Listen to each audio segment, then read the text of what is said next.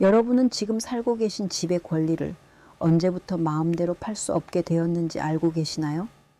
당첨만 되면 수억 원의 프리미엄이라는 말에 밤새 줄을 서던 풍경, 그리고 그 광풍을 잠재우기 위해 정부가 꺼내든 가장 강력한 칼날인 전매 제한. 이 제도의 시작은 단순한 규제가 아니라 대한민국 부동산 잔혹사의 서막이었습니다. 오늘 우리는 그 뜨거웠던 역사 속으로 들어가 보겠습니다. 1부 투기 광풍의 시작. 1980년대 우리가 흔히 말하는 분양권이란 아파트에 입주할 수 있는 권리를 의미합니다. 하지만 이 권리는 단순한 종이 한 장 이상의 가치를 지니죠. 1970년대 후반 대한민국은 유례없는 아파트 건설 붐에 휩싸여 있었습니다. 중동에서 돌아온 건설 노동자들의 자금과 급격한 도시화가 맞물리면서 서울의 아파트 가격은 그야말로 자고 일어나면 바뀌어 있었습니다. 1978년 평당 48만 원이던 서울 아파트 분양가는 단 1년 만에 60만 원으로 치솟았습니다. 무려 25%가 넘는 폭등이었죠. 이런 상황에서 사람들은 집을 살기 위한 공간이 아닌 돈을 복사하는 기계로 보기 시작했습니다. 청약에 당첨되자마자 그 자리에서 수백만 원, 수천만 원의 웃돈을 받고 권리를 넘기는 행위가 비일비재해졌습니다. 소위 말하는 복부인들의 전성시대가 열린 것입니다. 정부는 고민에 빠졌습니다. 1977년 도입된 분양가 상한제로 아파트 가격을 억지로 눌러놓으니 시세와의 차이만큼 프리미엄이라는 거대한 거품이 형성된 것이죠. 결국 1981년 정부는 이 뜨거운 열기를 강제로 식히기 위해 전매 제한이라는 초강수 카드를 꺼내듭니다. 이 제도의 초기 효과는 즉각적이었습니다. 당첨권만 팔아 이득을 챙기려던 당이 투기 세력들은 거래가 막히자 당황하기 시작했습니다. 하지만 이것은 동시에 시장의 자율성을 억제하는 부작용도 나왔습니다. 내 집 마련의 꿈을 가진 서민들을 보호하겠다는 명분과 재산권을 침해한다는 불만이 팽팽하게 맞서기 시작한 시점이기도 합니다. IMF 외환위기의 파고를 넘기 위해 정부가 내놓았던 분양권 전매 자율화라는 달콤한 사탕은 머지않아 독이 든 성배가 되어 돌아왔습니다. 누구나 집을 사서 바로 팔 수 있다는 자유가 허용되자 시장은 기다렸다는 듯이 타올랐습니다. 1999년의 전면 허용 이후 부동산 시장은 그야말로 무법지대와 같았습니다. 청약 통장은 동어래의 대상이 되었고 견본주택 앞은 당첨만 되면 수천만 원의 프리미엄을 보장한다는 떴다방들로 인산인해를 이뤘습니다. 이 광풍을 잠재우기 위해 2002년 발표된 9.4 대책은 대한민국 부동산 정책사에서 매우 중요한 분기점이 됩니다. 당시 정부는 분양된 지 1년이 되지 않은 아파트의 전매를 전격 금지했습니다. 흥미로운 점은 소급 적용의 갈등을 피하기 위해 대책 발표 이전 분양권에 대해서는 단 한 번에 전매만 허용하는 고육책을 썼다는 사실입니다. 이 시기 등장한 가장 강력한 단어가 바로 투기 과열지구입니다. 서울 전역과 수도권 주요 도시 그리고 행정수도 이전 호재로 들썩이던 충청권 일부가 이 그물망에 걸려들었습니다. 투기 과열지구로 지정되면 단순히 분양권 전매만 막히는 것이 아니었습니다. 재건축 조합원의 지위 양도가 제한되고 청약 1순위 자격이 까다로워지는 등 전방위적인 압박이 시작되었습니다. 하지만 규제가 강화될수록 투기 수법은 더욱 교묘해졌습니다. 분양권을 불법으로 전매하고 공증을 받는 방식이나 아파트가 아닌 주거용 오피스텔로 눈을 돌리는 풍선 효과가 나타나기 시작한 것도 바로 이 무렵입니다. 3부 규제의 정점 10년의 구속 2005-2014 정부가 부동산만큼은 확실히 잡겠다고 선포할수록 역설적으로 사람들은 더욱 불안해하며 아파트 모델하우스로 구름처럼 몰려들었습니다. 2005년 8.3빌 대책에서 도입된 분양가 상한제는 우리에게 로또 아파트라는 달콤한 환상을 심어주었지만 그 대가로 정부는 전매 제한 10년이라는 유례없는 쇠사슬을 채웠습니다. 2000년대 중반 판교 신도시 분양은 그야말로 광풍이었습니다. 정부는 집값을 안정시키기 위해 분양가를 강제로 낮췄지만 이것이 오히려 당첨만 되면 수억 원을 번다는 확신을 시장에 심어주는 꼴이 되었습니다. 시세보다 30% 이상 저렴한 가격은 실수요자뿐만 아니라 자금력을 갖춘 모든 이들의 본능을 깨웠죠. 상황이 이쯤 되자 정부는 더 이상 말로만은 안 되겠다는 판단을 내립니다. 당이 투기를 원천 봉쇄하기 위해 당첨된 아파트를 10년 동안 팔지 못하게 묶어버리는 초강수를 둔 것입니다. 하지만 이 10년의 구속은 생각지도 못한 부작용을 낳았습니다. 집을 팔고 싶어도 팔 수 없는 상황이 되자 시장에는 매물이 말라버렸고 이는 다시 가격을 밀어 올리는 악순환의 시작이 되었습니다.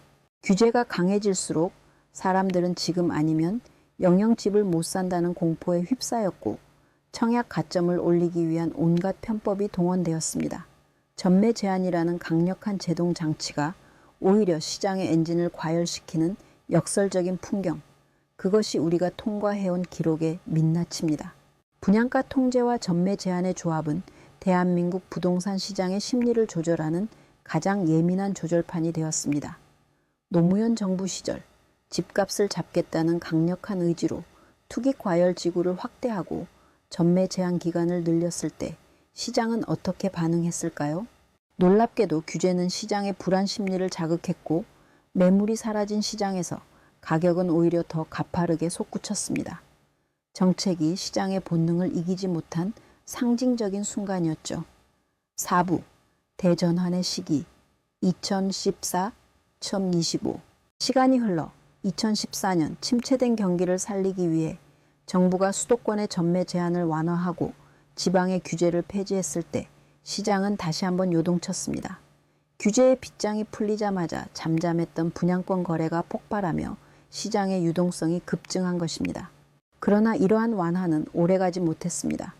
문재인 정부 시절의 부동산 정책은 투기와의 전쟁 그 자체였습니다. 8.2 대책을 시작으로 93, 12.16에 이르기까지 쉴 새 없이 쏟아진 규제들은 분양권을 시세 차익의 도구로 쓰는 것을 범죄처럼 여겼습니다.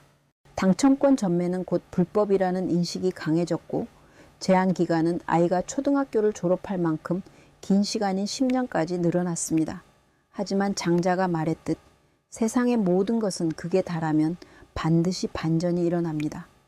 뜨거웠던 열기가 식고 시장의 한파가 닥치자 10년의 구속은 오히려 시장을 고사시키는 독이 되었습니다. 정부는 결국 2023년 4월 주택법 시행령을 개정하며 백기투항에 가까운 완화책을 내놓았습니다. 서울 전역을 포함한 과밀억제권역의 전매 제한을 1년으로 줄인 것은 시장의 유동성을 공급하려는 필사적인 몸부림이었습니다. 이제 2025년을 살아가고 있는 우리에게 전매 제한은 더 이상 절대적인 장벽이 아닙니다. 수도권의 웬만한 단지들은 당첨 후 1년만 지나면 거래가 가능해졌고 비수도권 지역은 6개월이면 충분합니다. 1999년 IMF 외환위기 직후 전매 제한이 완전히 사라졌던 그때처럼 역사는 다시 한번 규제의 썰물 시대를 지나고 있습니다. 5부 자유 뒤에 숨은 함정. 하지만 이 자유가 우리에게 진정한 평온을 가져다 주었을까요? 최근 정부는 부동산 시장의 연착륙을 위해 전매 제한 기간을 획기적으로 단축했습니다. 수치상으로는 완벽한 규제 혁파처럼 보입니다. 하지만 현장에서는 기이한 현상이 벌어지고 있습니다. 전매 제한은 풀렸는데 실거주 의무라는 또 다른 규제가 여전히 발목을 잡고 있기 때문입니다. 집을 팔 수는 있는데 법적으로는 내가 직접 들어가서 살아야만 하는 이 기묘한 상황은 수많은 수분양자를 혼란에 빠뜨렸습니다. 이런 정책의 엇박자는 시장의 불확실성을 극대화합니다. 스토아 철학자 세네카는 준비되지 않은 자에게 행운은 오히려 재앙이 될 수 있다고 말했습니다. 규제 완화라는 이름의 행운이 찾아왔을 때 그 이면에 숨겨진 법적 리스크를 제대로 이해하지 못한 이들은 예기치 못한 과태료나 당첨 취소라는 부메랑을 맞게 됩니다. 규제가 풀린 곳으로 다시 자본이 쏠리고 핵심 입지만이 살아남는 양극화는 더욱 심해졌습니다. 규제의 완화가 모두를 위한 축제가 아니라 가진 자와 가지지 못한 자, 핵심지와 소외지 사이의 간극을 더 벌려놓는 양극화의 기폭제가 된 셈입니다. 결론, 우리가 얻은 교훈, 수많은 규제와 완화의 물결 속에서 우리가 얻은 교훈은 무엇일까요? 집값이 오르면 빗장을 잠그고 시장이 식으면 다시 문을 열어주는 이 반복되는 역사는 우리에게 하나의 진실을 말해줍니다. 부동산은 단순히 숫자가 아니라 인간의 열망과 공포가 만들어낸 거대한 파도라는 사실입니다. 장자는 변화하는 것들에 매달리지 말고 변화의 흐름 그 자체를 보라고 했습니다. 전매 제한이라는 자물쇠가 풀리고 조여지는 현상에 일희일비하기보다 왜 그런 변화가 일어나는지 그 본질을 꿰뚫어 보는 지혜가 필요합니다. 스토아 철학자들이 말했듯 외부의 환경이 우리를 불행하게 만드는 것이 아니라 그 환경을 바라보는 우리의 마음가짐이 우리를 흔드는 법입니다.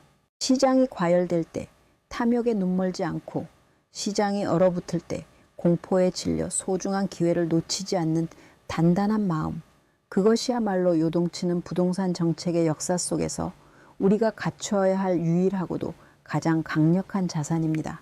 전매 제한의 시작부터 현재의 완화기까지 우리는 긴 여정을 함께 했습니다. 1980년대의 투기 광풍부터 2025년의 냉혹한 양극화까지 정책은 늘 변해왔지만 인간의 본능은 변하지 않았습니다. 이 긴 기록의 끝에서 여러분은 어떤 지혜를 발견하셨나요? 흔들리는 세상 속에서 여러분만의 견고한 가치관이라는 집을 먼저 짓기를 바랍니다. 숫자에 매몰되지 않고 삶의 진정한 자유를 찾아가는 여정, 그 길에 저희가 늘 함께하겠습니다. 감사합니다.